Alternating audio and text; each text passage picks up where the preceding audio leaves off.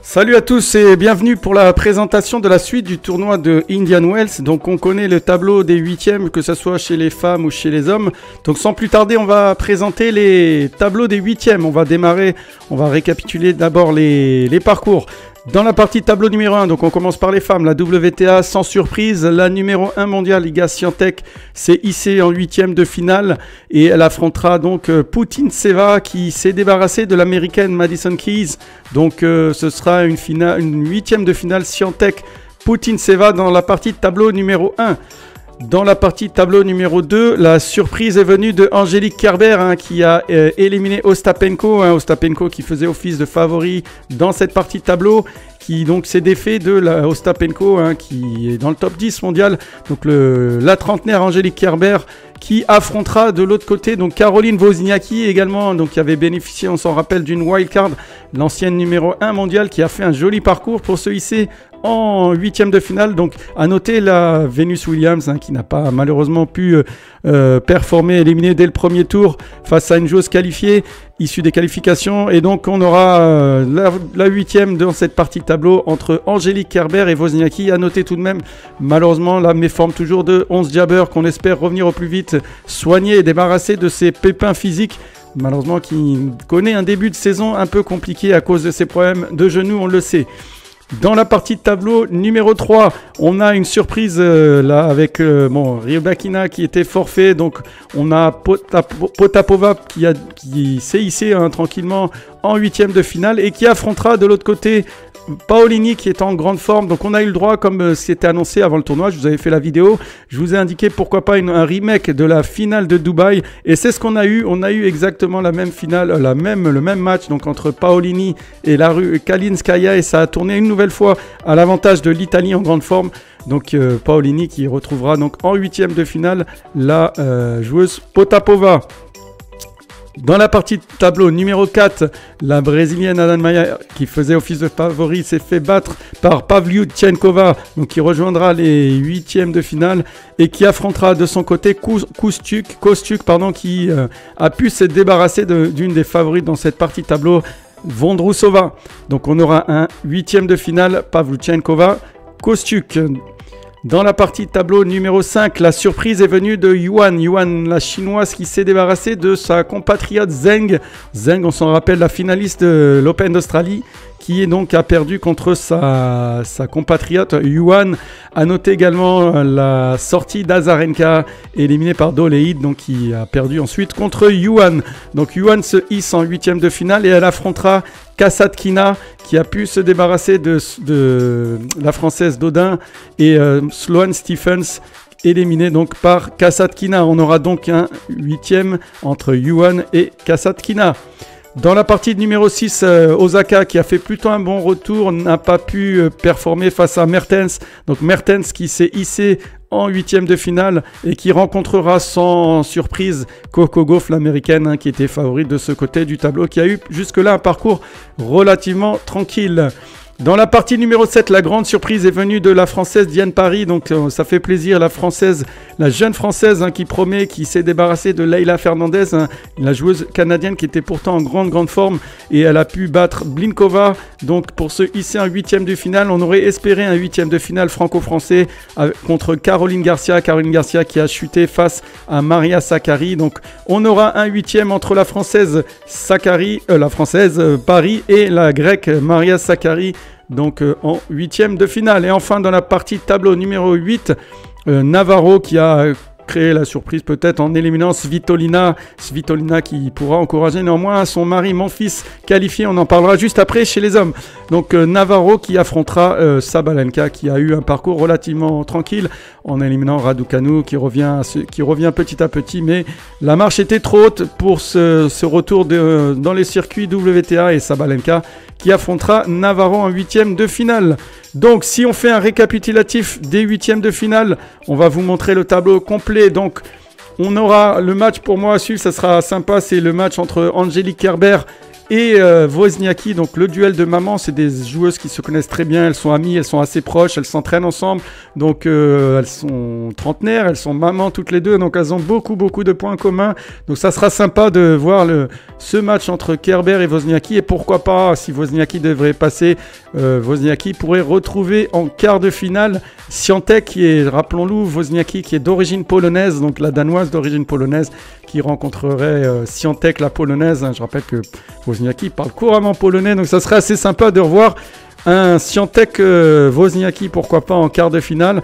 Et en bas à droite, on a Paolini qui pourrait une nouvelle fois retrouver Świątek en cas de qualification pour les demi-finales. Ce serait un remake de la demi-finale de Dubaï où on s'en rappelle, c'était récent. L'Italienne avait battu Świątek, certes une Świątek un peu fatiguée qui avait enchaîné Doha la semaine d'avant où elle avait remporté le tournoi de Doha WTA 1000 et la semaine à Doha où elle était un peu épuisée. Donc pourquoi pas un remake et une revanche pour la demi-finale d'Indian Wells entre Iga Świątek et Paolini dans cette partie de tableau gauche. Dans la partie tableau droite, les deux grandes favorites bien sûr c'est Coco Gauff et Sabalenka. Attention, on espère, pourquoi pas une surprise de Diane Paris, mais qui devra d'abord lutter face à la grecque Sakkari, qu'on a trouvé impressionnante. Elle devra se débarrasser d'une top 10 pour pourquoi pas retrouver la numéro 2 mondiale Sabalenka, et pourquoi pas rêver retrouver en finale Iga Świątek ou bien Paolini, on ne sait jamais. Voilà pour les femmes, on va passer aux hommes maintenant. Alors, chez les hommes, la grande surprise, bien entendu, est venue de la sortie du numéro 1 mondial, le Novak Djokovic, qui a perdu contre un lucky loser, donc Nardi qui avait perdu en qualification contre le Belge Goffin et qui s'est retrouvé finalement dans le tableau final. En éliminant Zhang, il s'est retrouvé face à Djokovic et là, un huitième de finale pour le lucky loser qui est classé au-delà de la 100e place mondiale. Donc la sensation, c'était hier dans la nuit, Djokovic éliminé par Nardi, qui rencontrera de l'autre côté Paul, donc malheureusement qui a battu Hugo Humbert. On aurait espéré un huitième de Hugo Humbert, mais on retrouvera très certainement à Miami en meilleure forme. Donc on aura un premier huitième de finale entre Nardi, le lucky loser, et l'américain Paul, qui fait office bien entendu de favori.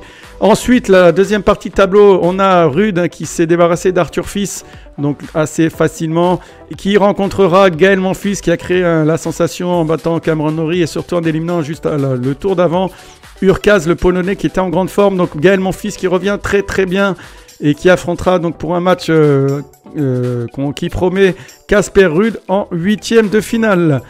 Dans la partie tableau numéro 3, sans grande surprise, Medvedev s'est hissé en huitième de finale et il rencontrera Dimitrov, qui a battu assez facilement un Manarino diminué physiquement. Il avait une petite gêne au genou, donc Dimitrov face à Medvedev dans cette partie de tableau. La partie de tableau numéro 4, l'américain Fritz, très soutenu, qui a gagné un tournoi déjà en début de saison, donc qui s'est débarrassé de Baez, qui est en grande forme. Baez qui avait remporté le tournoi d'Acapulco récemment, de Rio et de Santiago, donc 2 tournois. Et Fritz qui avait remporté un tournoi en début de saison, qui est en grande forme. Donc ça promet un match Fritz-Rune, le protégé de Patrick Mouratoglou, qui affrontera Fritz, qui va être très certainement très soutenu par le public américain. Donc Rune qui a eu un parcours assez facile pour... malheureusement on n'a pas eu Rafael Nadal, remplacé, on s'en rappelle, par Nagal, le lucky loser Raonic, qui s'est fait battre par Rune. Donc Rune, Fritz pour cette partie de tableau. Dans la partie de tableau numéro 5, la surprise est venue de l'élimination de Rublev face à Leka, qui s'est hissé en 8e de finale, et qui affrontera Tsitsipas qui s'est facilement débarrassé de Tiafoe. Je pensais qu'il y aurait un peu plus de résistance de la part de l'américain, le local. Malheureusement, victoire assez facile de Tsitsipas qui affrontera donc Leka en 8e de finale. Dans la partie de tableau numéro 6, l'américain Shelton, on annonce la sensation américaine. Donc je pensais que Mensik a quand même pris un set à Shelton, mais Mensik qui a bénéficié du wildcard s'est bien défendu face à Shelton, et Shelton s'est hissé en 8e de finale et il rencontrera Yannick Sinner pour un match qui promet. Yannick Sinner qui fait office bien sûr de grand favori. Dans la partie de tableau numéro 7, on a le Zverev. Je vous ai mis Zverev, mais en fait Zverev s'est fait sortir, donc j'ai fait une erreur. Zverev s'est fait sortir, donc c'est bien Griekspoor qui va rencontrer De Minaur. Et on verra ce que ça donne pour les huitièmes de finale. entre donc Deminor qui fait attention office, je me suis trompé, pardon. C'est bien Zverev, autant pour moi, qu'est-ce que je raconte? Non, je confondais Zverev et Rublev, pardon. C'est bien Zverev qui affrontera Deminor. Donc ça, c'est pour moi l'affiche de la journée de huitième de finale. Ça se promet un gros match. Deminor, donc il rencontrera l'Allemand Zverev, et bien Zverev et pas Rublev, excusez-moi. Rublev, on en a parlé juste avant. Donc Zverev, Deminor pour un match qui promet, pour moi, c'est l'affiche de ces huitièmes avec un Deminor en très grande forme qui est, à mon avis, favori peut-être face à Zverev. On verra bien ce que ça donne. Mais en tout cas, ça promet un gros match en huitième de finale. La partie tableau numéro 8 enfin, avec sans grande surprise à droite. Alcaraz qui a éliminé tranquillement ses adversaires. Une victoire assez facile face à Auger-Aliassime, le Canadien qui n'a pas trop existé. Et par contre, de l'autre côté, on a Khachanov qui s'est fait sortir et Marosan qui pointe le bout de son nez, qui a pu se hisser en huitième de finale en éliminant notamment la tête de série numéro 24, Marosan. Donc Marosan fait la tête de série 24, pardon, Jari Marosan qui sera l'un des rares joueur non tête de série avec Gaël Monfils hissé en huitième de finale. On va justement voir le tableau récapitulatif complet. Donc, on reprend les tableaux, le tableau complet. On a le parcours complet jusqu'en finale. Pourquoi pas Monfils, un Monfils Sinner ou un Monfils Alcaraz. On est preneur. On fera attention bien sûr aux autres adversaires. Donc Monfils devra se débarrasser de Rude, un match qui promet. Donc on aura le Rude Monfils. Et l'affiche dont je vous ai parlé, c'est bien Fritz contre Rune, pour moi, qui font office de gros match dans cette partie-là de tableau à gauche. Et dans la partie de droite, on aura le Shelton Sinner qui promet. Et bien sûr, le Zverev Deminor. C'est bien Zverev et pas Rublev, excusez-moi pour l'erreur tout à l'heure. Donc Zverev Deminor. Une affiche aussi qui promet. Voilà, on a les tableaux complets.